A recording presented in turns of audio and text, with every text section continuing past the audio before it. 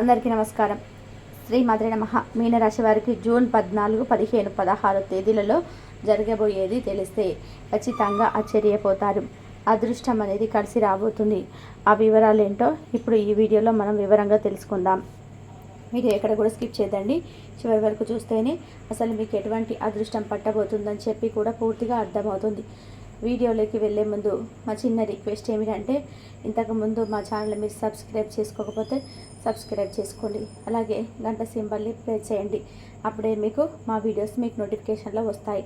అలాగే జై శ్రీరామ్ అని చెప్పి కామెంట్ చేయండి. మీనరాశి వారు రాశి చక్రంలోని చివరి రాశి.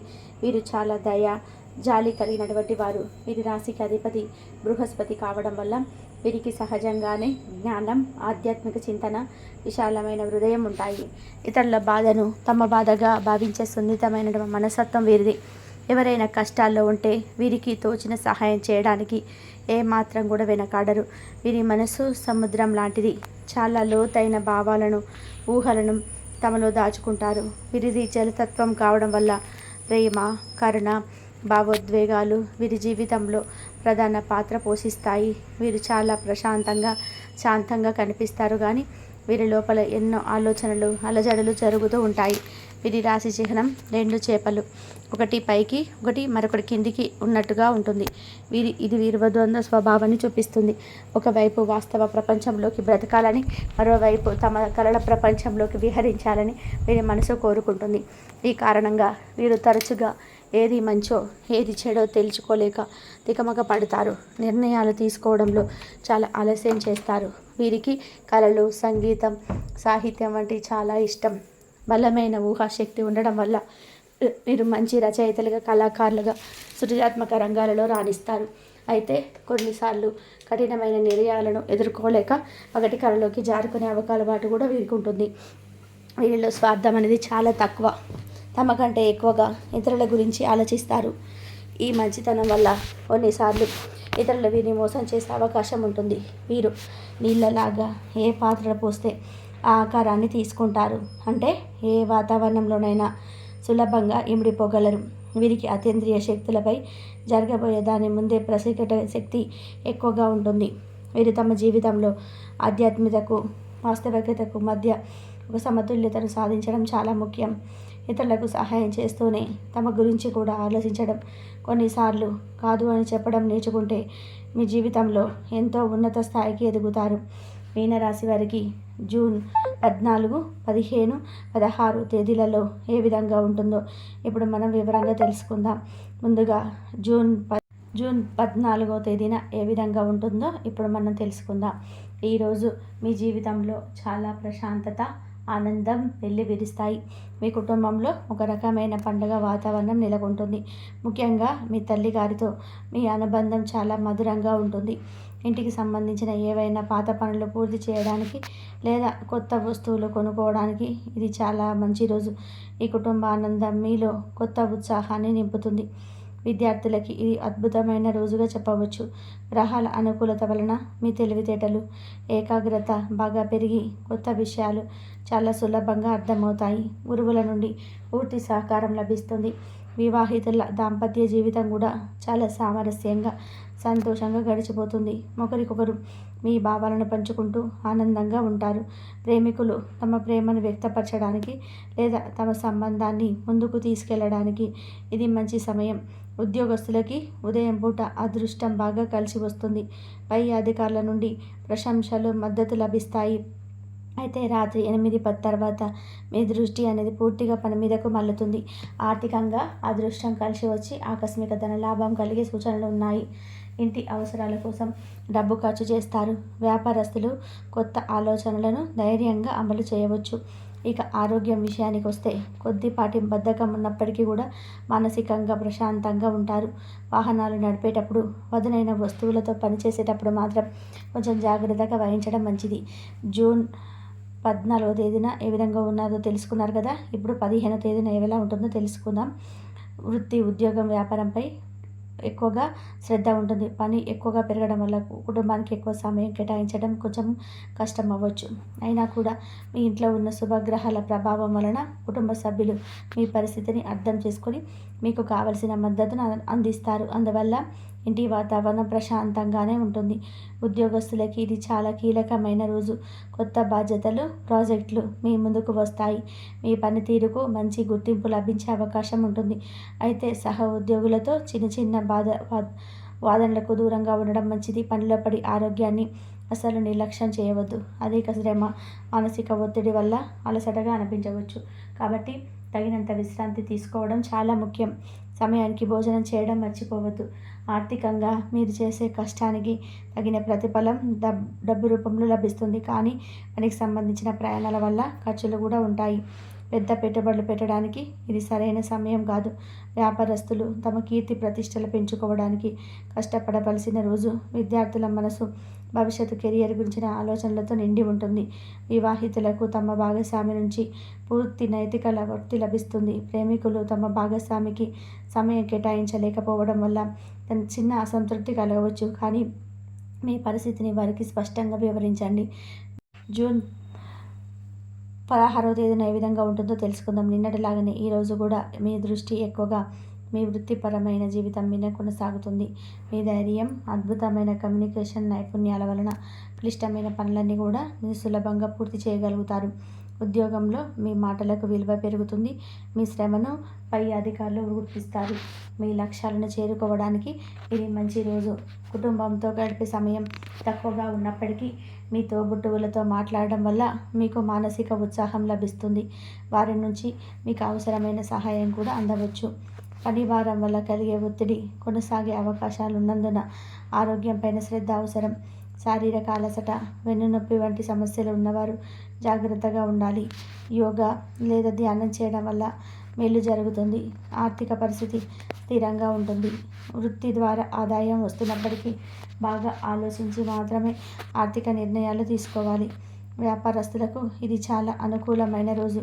మార్కెటింగ్, ప్రకటనల వంటి వాటి ద్వారా మీ వ్యాపారాన్ని విస్తరించుకోవచ్చు. మీ మాటలతో కొత్త ఒప్పందాలు ఖరారు చేసుకోగలుగుతారు. విద్యార్థులు తమ కెరియర్ ప్రణాళికపై దృష్టి సాధిస్తారు.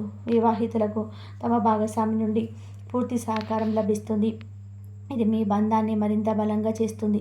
ప్రేమికులు తమ ప్రేమను మాటల ద్వారా కూడా వ్యక్తపరచడానికి ఒక చిన్న ప్రయాణం ప్లాన్ చేసుకోవడానికి ఇది మంచి రోజు. జూన్ 16వ తేదీన ఏ విధంగా ఎప్పుడు మనము తెలుసుకున్నాం కదండి. కాబట్టి మీ జీవితంలో అన్ని అద్భుతమైన సంతోషకరమైన మార్పు అయితే వస్తుంది.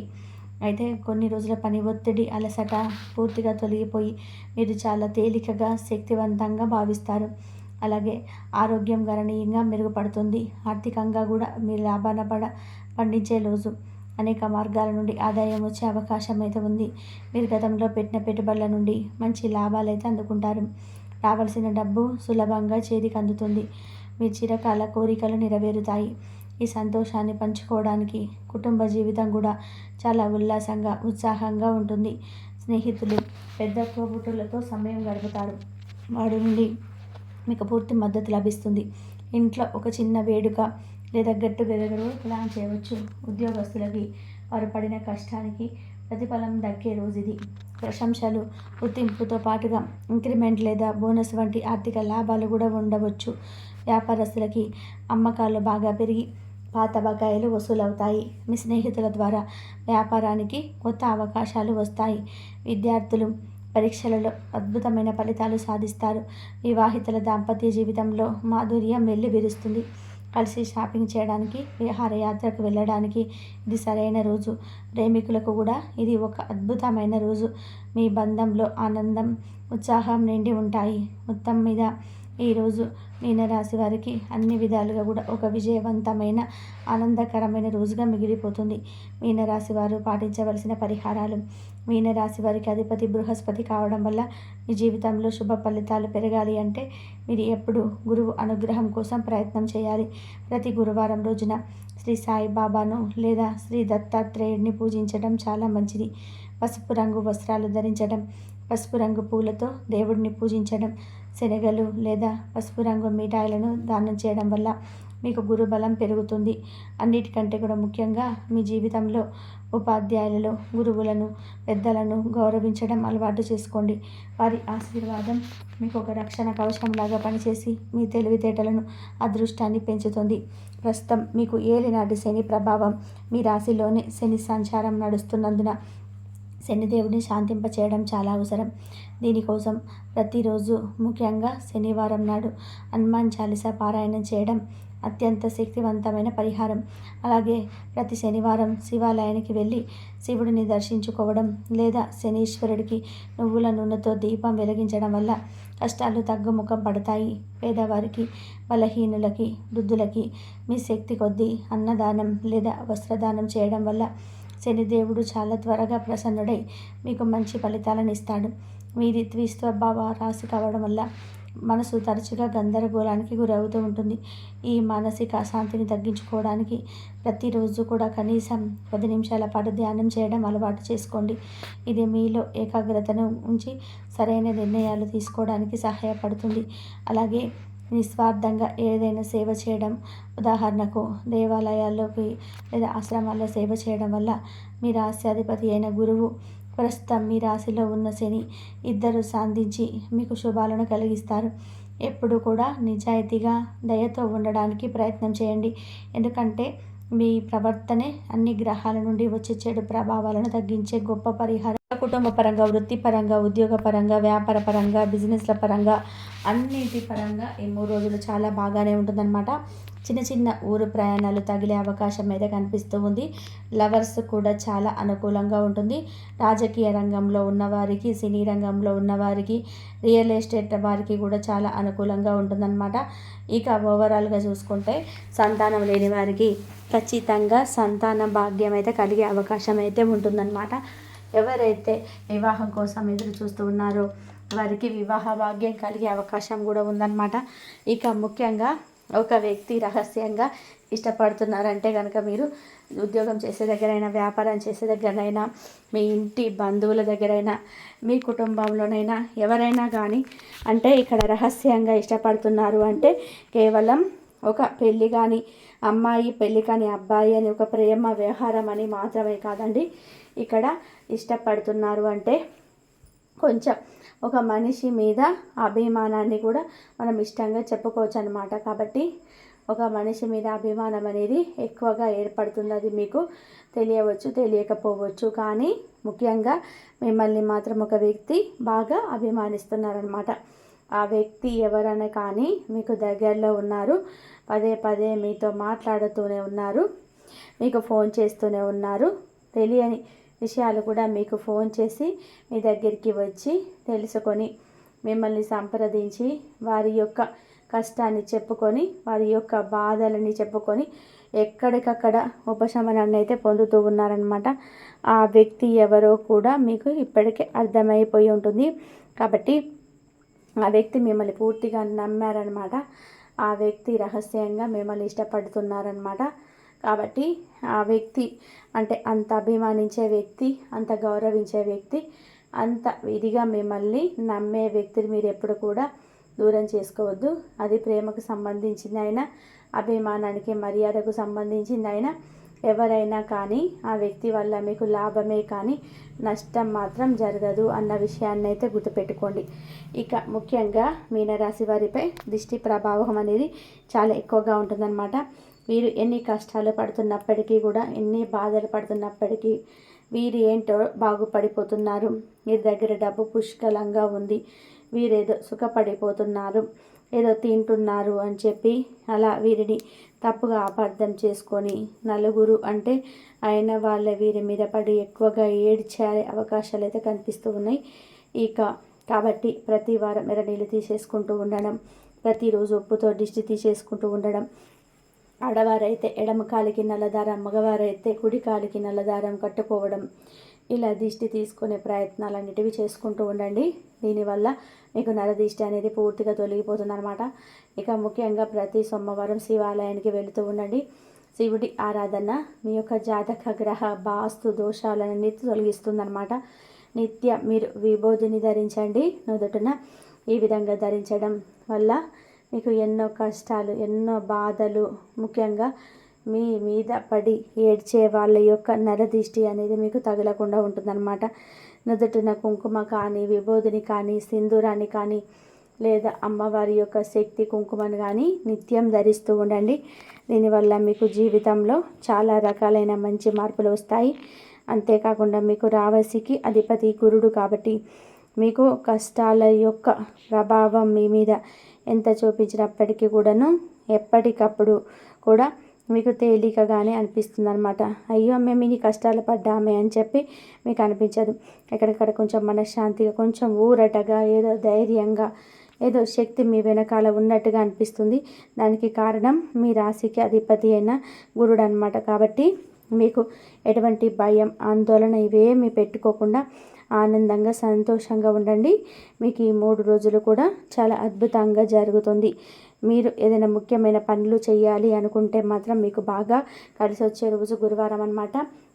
మీకు ఈ రాశికి అధిపతి గురుడు కాబట్టి మీ యొక్క ఎక్కువ ముఖ్యమైన పనులు, కార్యాలు, శుభకార్యాలు ఏమైనా చేయాలనుకున్నా, ముఖ్యమైన పనుల మీద బయటకు వెళ్ళాలనుకున్నా కూడా మీకు గురువారం బాగా కలిసి వస్తుందన్నమాట.